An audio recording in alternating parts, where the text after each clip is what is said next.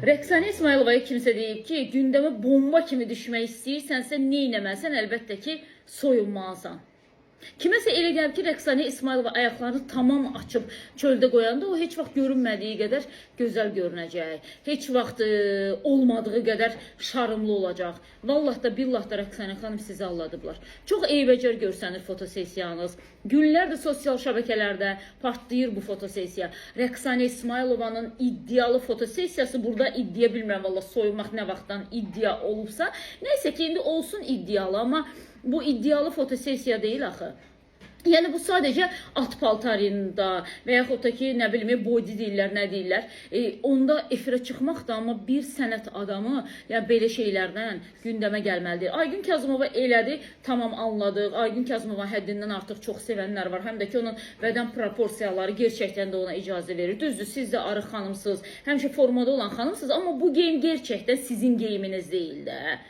Yəni bir dəfə düşünürəm ki, siz düzgünün qabağında dayanıb özünüzə baxsaydınız, siz anlayardınız ki, sizi bu geyimi geyinməyə məcbur eləyən, bilməm, modelyerdimi, yoxsa sizin stilistinizdirmi? Əslində o sizə pislik eləmək üçün bunu eləyir. Kənar səslərə baxıram mən. Sizlə üzbəüz dayanan bir bəy deyir ki, Allah, super, bravo, wow, möhtəşəm. Dedim, yəqin Marsa uçmuşsunuz siz. Möhtəşəm bir şey var, amma görürəm ki, yox, heç nə. Elə orada, nə bilim, müəyyən belə nəsə pozalar verməyinizə möhtəşəm deyirlər. Aygün Kazımova 50 il bundan əvvəl yaratmışdı o stili. Həm də ki, valla o iki alqışlanacaq stildə deyil də. Yəni bir müğənninin fərqli olması, bir müğənninin obraz yaratması əslində onun əsəri olmalıdır, ortaya qoya biləcəyi əsər. Yəni onsuz da sizin kifayət qədər özünüzü sevənləriniz var, sizə dəstək verənləriniz var. Bir də ki, mən başa düşmədim. Siz axı Qurandan, Tövratdan öncə belə deyildiniz, amma həbsxana müddətində siz dini kitabları oxudunuz.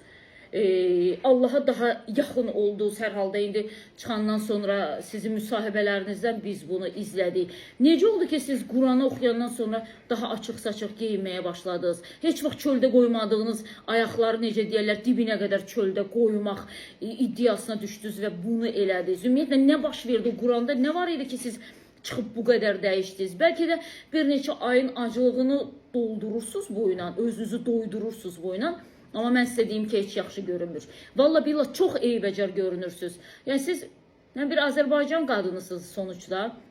Bu geyim tərzi heç sizə yaraşmadı. Biz oturub aylardır gözləyirik müəllimə kitabı. Rəqsanə İsmayılova müəllimlik eləyəcək bizdən. Biz kitab gözləyirik, amma siz açıq-saçıq fotosesiyalarınızla, necə deyərlər, o iddialı geyiminizlə gəlirsiniz. Biz öyrənmək istəyirik. Lütlənməyə nə var ki? Lütlənmək ən gözəl şeydir də. Səhər durursan, alt paltarları geyinirsən, çıxırsan çölə. Elə bilirlər ki, təzə dəvdir. Hurraya başlayır hamı soyunmağa.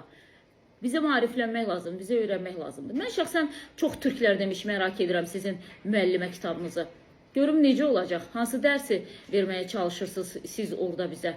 Amma elə başa düşürəm ki, bəziləri hələ özü dərs almalıdır, nəinki dərs vermək.